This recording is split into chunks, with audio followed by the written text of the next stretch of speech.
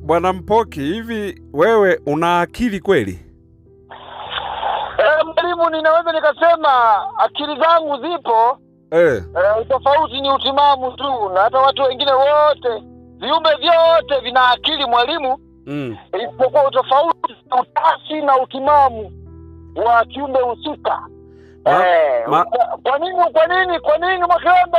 Nimekuuliza kama akili ninazo au sina. Zipo, hilo labda utimamu. Nimekuuliza hivyo kwa sababu Elon Musk na Donald Trump ni watu ambao walikuwa ni mabesti sana. Lakini kwa sasa Elon Musk anadai kuwa Donald Trump ni mtu ambaye hana akili. Kaona mimi nikataka nipate uhakika, je, wewe unazo au na wewe ni ndugu yake na Trump ambaye hana akili kwa mujibu wa Elon Musk? Nakwenda akili zipo. Hata Trump mwenyewe unayemzungumzia huyo rais wa 47 wa taifa hilo kubwa la Marekani, taifa ambalo linaongoza kiuchumi duniani, ila tuelewe ni uchumi wa aina gani, ambalo limeshindwa vita Mashariki ya Kati, taifa ambalo limekuwa linaongoza na Trump ambaye tulimtegemea katika mengi mazuri, lakini mwisho wa siku ni kwamba amekuja kwa staili ambayo spidi yake ni kubwa sana. Na mwisho wa siku ulimwengu unaumia. Ulimwengu unazoea. Ulimwengu unamwona Trump ni mtu ambaye ni mtu katili kidogo. Ni mtu ambaye ni mkorofi. Ni mtu ambaye ni mtata. Ni mtu ambaye utendaji kazi wake kidogo una mashaka. Ni mtu ambaye bado dunia haijamuelewa Trump, bado dunia haijamuelewa inavyotakiwa. Kwa mwalimu na Mungu kama Elon Musk, mzee wa papuna, amezungumza na kuzungumza ya kwamba Trump hana akili timamu, au akili hana kabisa.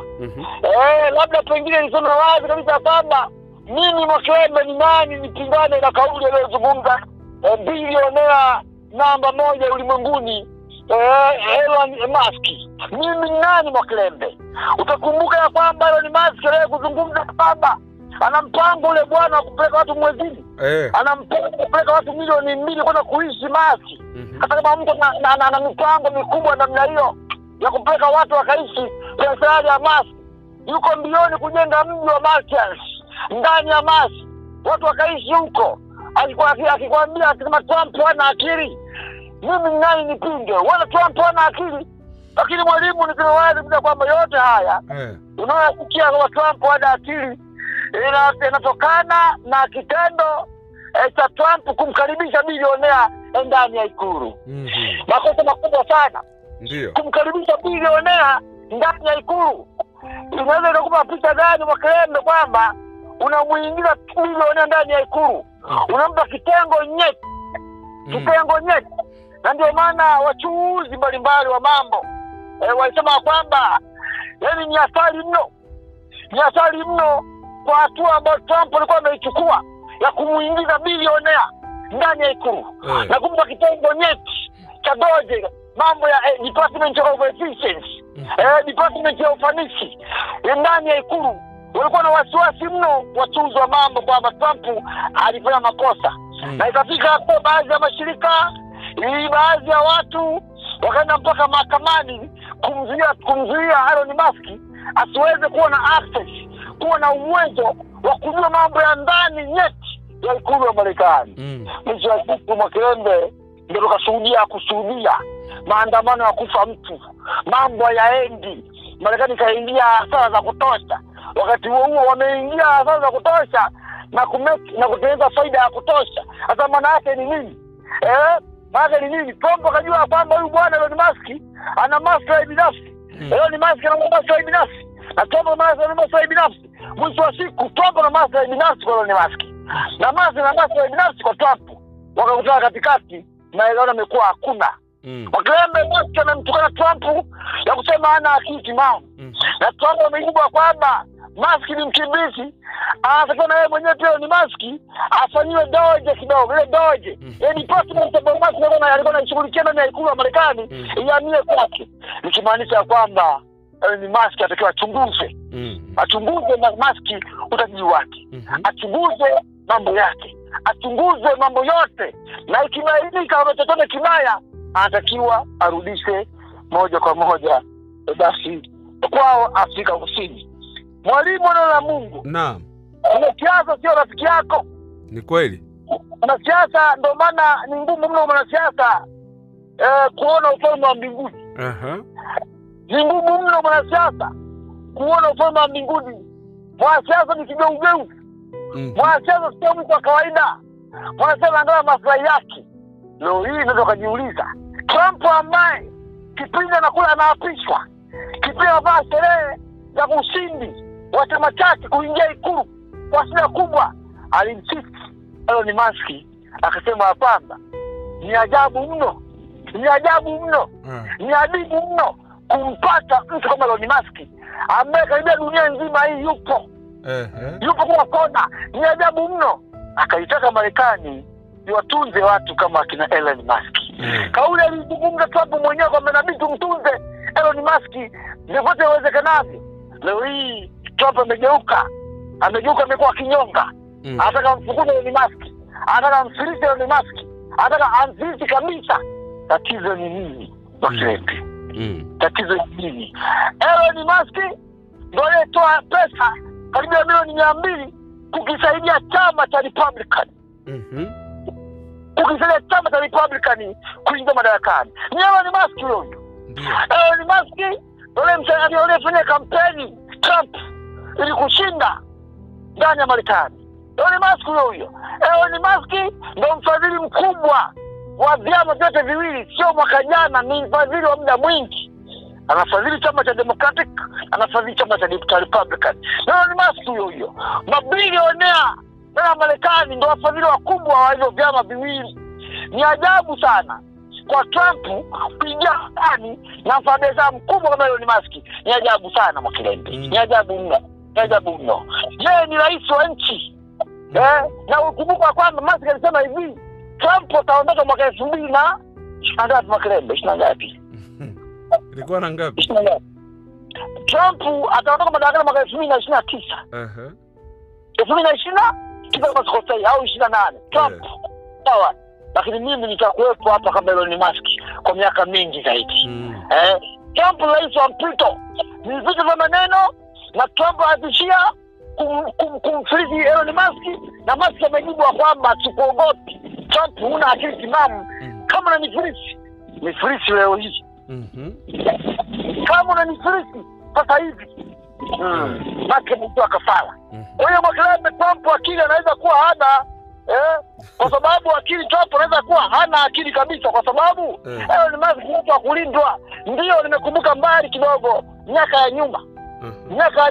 Na kuna kauli amezungumza ndugu yangu Malihoja, amesema ya kwamba Elon Musk alifikiria anaweza kumnunua Trump.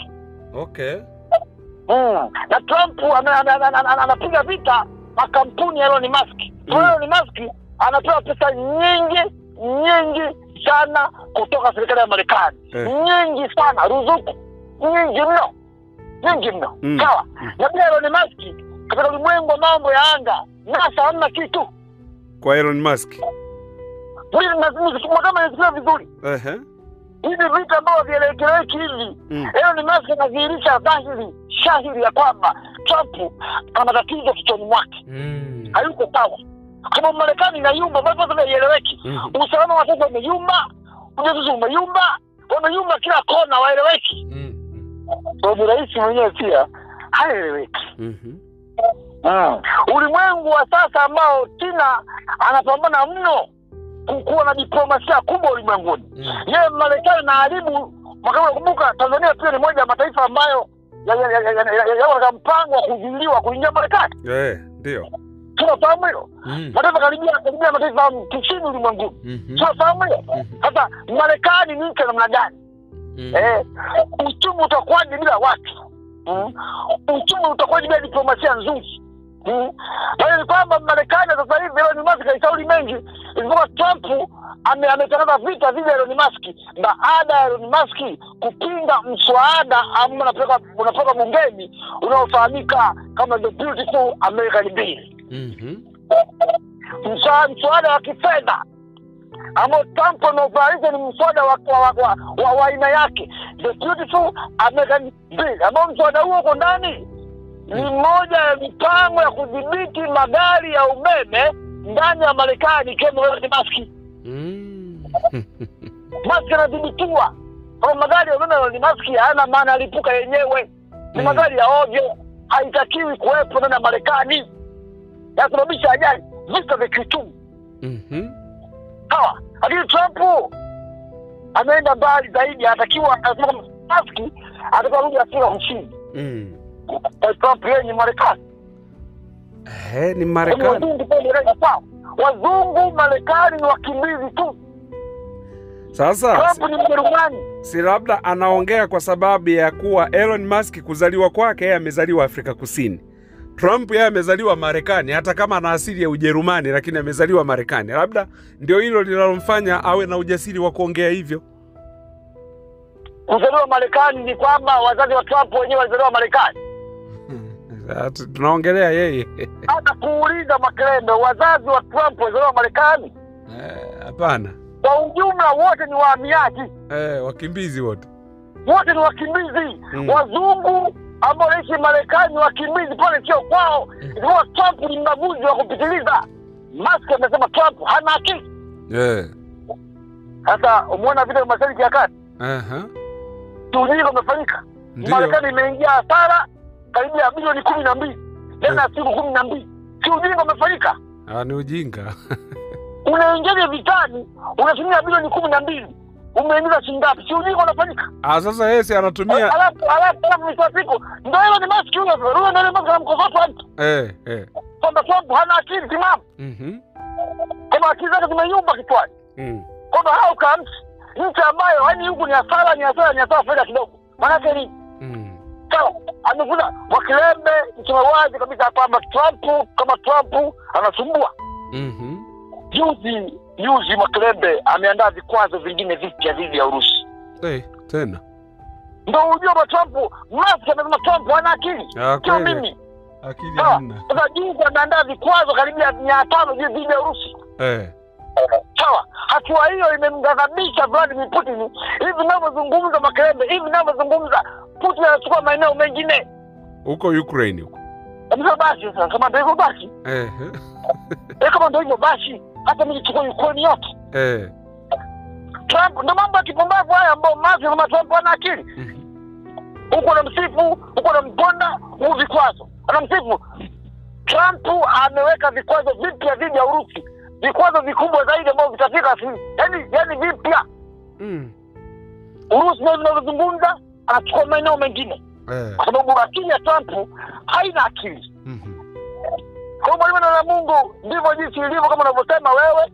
Kama Trump ana akili vita, na Trump anajaribu kwa njia yote kudhibiti makampuni ya Elon Musk, kumfilisi Elon Musk kadri anavyoweza mpaka kama 2029 anataka Musk awe amefilisika. Lakini Elon Musk ana mchango mkubwa kwa uchumi wa Marekani. Elon Musk yuko peke yake. Ana Trump anataka kumfilisi Elon Musk, anaifilisi Marekani. Anaipa kazi kubwa mashirika mbalimbali ya mambo ya anga, sababu Elon Musk ana mchango mkubwa na mambo ya anga dhidi ya Marekani. Ameishika Marekani Elon Musk, ameishika dunia Elon Musk. Elon Musk ana kazi kubwa mno na mchango mkubwa. Ni aibu kwa rais kugombana na mfanyabiashara mkubwa kama Elon Musk ambaye ni bilioni namba 1 duniani. Ilitakiwa rais awe diplomatiki, mwa diplomasia. Wafanyabiashara na Elon Musk ni wakuombeleza. Ni wakuwasikiliza. Sawa, mwisho wa siku ameingia vitani. Hizo ndo akili za Trump ambazo wamesema basi Mwakilembe hana akili. Trump akili anazo, lakini utimamu ndio hakuna kichwani. Amezidisha mno. Yaani amezidisha kiasi kwamba unajua Mwakilembe ukiwa na akili sana unaharibu. Ukiwa na akili unaharibu mwalimu. Ndio Trump huyo. Kama Trump anakwambia ni kwamba bado hali ni tete, bado vita ni vingi. Trump amekomaa kwamba anataka mrudishe Elon Musk Afrika Kusini. Amekomaa anataka kumfilisi, anataka kumnyima ruzuku, anataka kupiga marufuku magari yanayotumia umeme, anataka kuharibu kila kitu cha Elon Musk. Kauli ya mwisho Makelele, hapo niko sawa? Elon Musk leo kuzungumza miaka ya nyuma kwamba don't destroy what you hate, but protect what you have. Usiharibu kile kitu ambacho unakichukia, usiharibu. Usitumie nguvu kubwa kuharibu jambo ambalo unalichukia, usiharibu. Isipokuwa tumia nguvu kubwa kulinda kile ulicho nacho. Sasa Elon Musk ametangaza balaa. Makelebe. Mimi nikushukuru bwana. Haya, nashukuru. Asante.